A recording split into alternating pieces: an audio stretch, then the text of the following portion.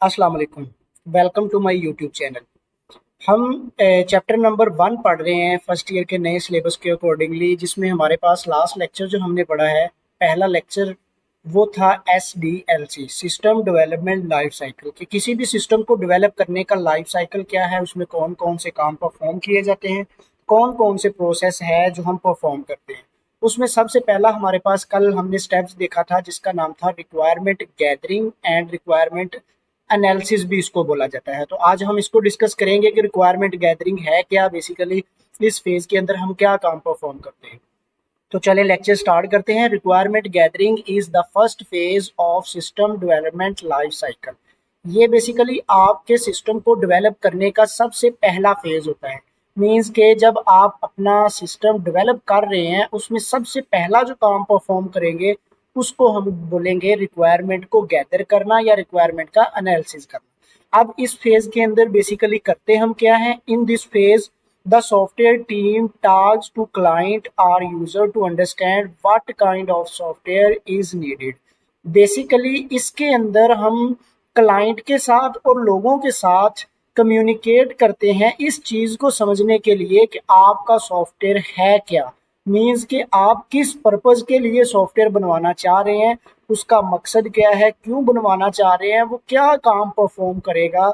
ये चीज़ जब हम गैदर करेंगे, इस चीज़ का जब हम डाटा इकट्ठा करेंगे तो ये कहलाएगा रिक्वायरमेंट गैदरिंग। अब रिक्वायरमेंट गैदरिंग SDLC में क्यों ज़रूरी है? Understand what problems the user want to solve. Basically हम देखेंगे कि किस तरह के मसले आपको सॉफ्टवेयर डेवलप करते हुए आ सकते हैं और फिर आप उनको कैसे हल करेंगे। इसलिए सॉफ्टवेयर बनाने से पहले उसकी रिक्वायरमेंट को गैदर करना ज़रूरी होता है। दूसरे नंबर पे हमारे पास है now the features the software must have. इसमें हम जब सॉफ्टवेयर की रिक्वायरमेंट गैदर करते हैं तो हम ये चीज़ देखते हैं कि मेरा जो सॉफ्टवेयर बनेगा इसके अंदर कौन कौन से फीचर्स ऐड किए जाएंगे।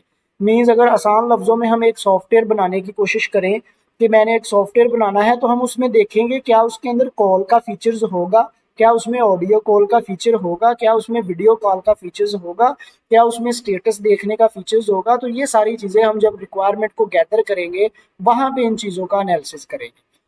Avoid confusion later in the project. अब अगर आप सॉफ्टवेयर बनाने से पहले उसकी रिक्वायरमेंट को गैदर कर लेते हैं तो आपको प्रोजेक्ट में जो कंफ्यूजन हो सकती है आप उससे अवॉइड कर सकते हैं, आप उससे बच सकते हैं। और लास्ट पे है सेव टाइम एंड मनी। अगर आप पहले ही सॉफ्टवेयर बनाने से पहले ही उसका सारा डाटा, उसके अबाउट के लिए जो जो चीज़ें आपको रिक्वायर है आपने वो इकट्ठी कर ली हैं, आपको सारे सर्कमस्टेंस पता चल गए हैं, तो आपका टाइम भी बच सकता है और आपकी मनी भी बच सकती है। अब इस सॉफ्टवेयर को बनाने के लिए जो आपने रिक्वायरमेंट इकट्ठी की है, इसमें कौन कौन लोग इन्वॉल्व होंगे वो हम देख लेते हैं।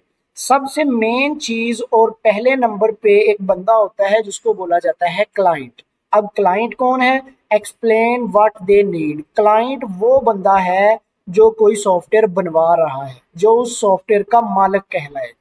इसके बाद है एनालिस्ट। एनालिस्ट कौन है? Ask question and right everything clearly. ये वो बंदे हैं जो क्वेश्चंस पूछेंगे और सिस्टम के मुतल्लिक हर चीज को क्लियरली डिफाइन कर देंगे। थर्ड नंबर पे हमारे पास जो पर्सन होता है उसका नाम है डेवलपर। डेवलपर क्या है? डेवलपर वर्ड निकला है डेवलप से। ये वो बंदे हैं, ये वो टीम है, ये कोई सिंगल पर्सन हो सकता है, टीम ऑफ पीपल हो सकते हैं जिन्होंने आपके सिस्टम को बिल्ड करना है, जिन्होंने आपके सिस्टम को बनाना है। हम सॉफ्टवेयर इंजीनियरिंग की बात कर रहे हैं तो इसके अंदर डिफरेंट प्रोग्रामर्स हम कह सकते हैं कि वो आपके डेवलपर्स हैं।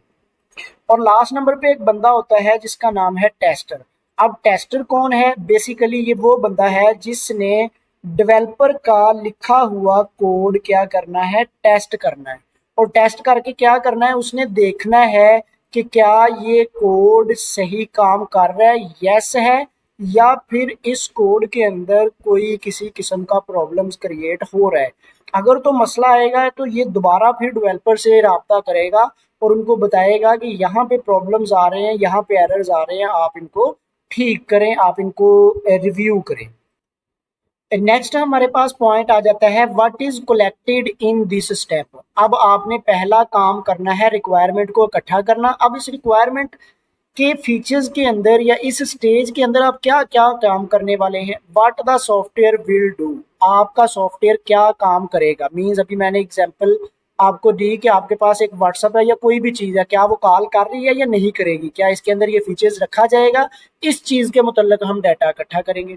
हु विल यूज़ इट, इसको कौन कौन इस्तेमाल कर सकता है। मीन्स के कुछ चीज़ें ऐसी होती हैं जो एंड यूज़र के लिए भी होती हैं, जो नॉर्मल लोगों के लिए भी होती हैं, और कुछ चीज़ें ऐसी होती हैं जो हम खास कंपनी के लिए बनाते हैं, वो कंपनी ही उसको इस्तेमाल कर सकती है। तो ये हम इसका डाटा इकट्ठा करेंगे कि कौन इनको इस्तेमाल कर सकता है।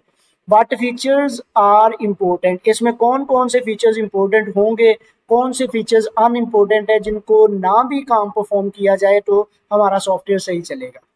What devices it run on, अब इसके अंदर हम डिस्कस करेंगे कि हमारा सॉफ्टवेयर किन किन डिवाइसेस के ऊपर चलेगा। मींस के क्या हमारा सॉफ्टवेयर जो है वो आपके मोबाइल के ऊपर सही से काम करेगा, क्या हमारा जो सॉफ्टवेयर है वो आपके लैपटॉप के ऊपर प्रॉपरली वर्क करेगा। तो ये चीज़ें हम देखेंगे कि हमारा सॉफ्टवेयर किस किस डिवाइस के ऊपर काम परफॉर्म करेगा। Any special rules or condition, फिर हम देखेंगे कि अगर आपने कोई ख़ास कंडीशन भी रखनी है या ख़ास रूल्स रखना है तो वो भी आप रख सकते हैं। मीन्स टू से कुछ हमारे पास एप्लीकेशंस ऐसी होती हैं जिनको कहा जाता है कि वो यूज़ कर सकते हैं 20 से अबव वाले लोग, या फिर कुछ हमारे पास एप्लीकेशंस ऐसी होती हैं जिनको इस्तेमाल कर सकते हैं लेस देन 18 वाले।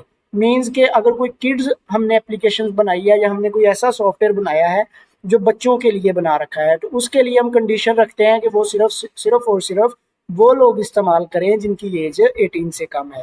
तो ये सारी चीज़ें हम इस फेज़ के अंदर कलेक्ट करेंगे। अब डाटा कलेक्ट करने के लिए हम कुछ टेक्निक्स यूज़ करते हैं, हम कुछ टेक्नोलॉजीज इस्तेमाल करते हैं, कुछ टिप्स यूज़ करते हैं। अब डाटा किस किस तरीके से इकट्ठा किया जाता है। सबसे पहला जो मेथड डाटा को इकट्ठा करने का है वो है इंटरव्यूज़। अब इंटरव्यूज़ क्या है, मीन्स के मैंने एक सॉफ्टवेयर बनाना है, अब मैं ऐसे ही उस सॉफ्टवेयर को डेवलप नहीं करूँगा, बल्कि पहले मैं उस मार्केट से वहाँ से जाके इंटरव्यू करूँगा लोगों का और लोगों से क्वेश्चन पूछूंगा कि उस तरह का जो पहले से सॉफ्टवेयर चल रहा है या पहले से जो सिस्टम चल रहा है वो कैसा है। अगर इसको हम बेहतर करें तो फिर वो लोग रिस्पॉन्स कैसा देंगे। तो मैं इंटरव्यू की मदद से लोगों से फीडबैक इकट्ठा कर सकता हूँ। इसके बाद दूसरा ऑप्शन है क्वेश्चनरीज। अब अक्सर ऐसा होता है कि इंटरव्यूज़ करना बहुत ज़्यादा लोगों के इंटरव्यूज़ करना पॉसिबल नहीं होता, तो वहाँ पे हम क्वेश्चनरीज करते हैं। क्वेश्चनरीज हम कोई फॉर्म देते हैं और फॉर्म फिल करने के लिए लोगों को दे देते हैं। इससे हमारा यहाँ पे फॉर एग्जांपल आपका 10 मिनट लग रहे हैं किसी भी काम को परफॉर्म करने के, तो हो सकता है क्वेश्चनरीज से आपको वो डाटा सिर्फ और सिर्फ 5 मिनट के अंदर मिल जाए। थर्ड नंबर पे आपके पास है ऑब्जर्वेशन। अब ऑब्जर्वेशन क्या होती है, इसमें ना तो हम लोगों से क्वेश्चन पूछते हैं और ना ही हम लोगों से फॉर्म फिल करवाते हैं, बल्कि हम सिर्फ और सिर्फ लोगों को काम करते हुए देखते हैं। मीन्स के अगर मैं एग्जांपल दूं कि 30 बच्चे एग्जाम दे रहे हैं हाल के अंदर, अब मैं सिर्फ और सिर्फ उनको, अगर मैं वहाँ पे इन्वेजिलेशन कर रहा हूँ तो मैं वहाँ पे सिर्फ उनको ऑब्जर्व करूंगा कि कौन सा बच्चा काम लिख रहा है और कौन सा बच्चा काम नहीं लिख रहा। ना तो मैं सब बच्चों के पास जाके उनसे पूछता फिरूंगा कि जी बच्चे आप लिख रहे हैं आप नहीं लिख रहे, बल्कि मैं क्या करूंगा सिर्फ उनको ऑब्जर्व करूंगा कि क्या ये लिख रहा है या नहीं लिख रहा। और लास्ट नंबर पे मेरे पास है डॉक्यूमेंट स्टडी। डॉक्यूमेंट स्टडी क्या है, आपका जो करंट सिस्टम चल रहा है उसके डॉक्यूमेंट को रीड किया जाएगा कि ये कैसे चल रहा है, इसके अंदर क्या क्या फीचर्स हैं, इसको हम कैसे और बेहतर बना सकते हैं। हमारे पास नेक्स्ट एक एग्जांपल लिखी हुई है कि अगर आपका एक एग्ज़ाम का सिस्टम है किसी भी स्कूल का, तो इसको आप कैसे मैनेज करेंगे। ठीक है, तो इसमें हम एक फीचर्स रखेंगे कि आपके टीचर्स जो हैं क्या वो आपके पोर्टल के ऊपर रिजल्ट ऐड कर रहे हैं, क्या वो डायरेक्टली ऐड कर रहे हैं या इनडायरेक्टली ऐड कर रहे हैं, क्या हम अपने रिजल्ट को यहाँ पे ऑनलाइन बच्चों को दिखाना चाहते हैं या नहीं दिखाना चाहते। तो इस तरह के तमाम फीचर्स जो इनके मुतल्लिक जो डाटा इकट्ठा किया जाएगा इसको हम कहेंगे रिक्वायरमेंट गैदरिंग। उम्मीद है कि आप लोगों को समझ आ गई होगी। अगर किसी बच्चे का कोई क्वेश्चन है, कोई कंफ्यूजन है तो वो कमेंट बॉक्स में पूछ सकता है। अल्लाह हाफिज़।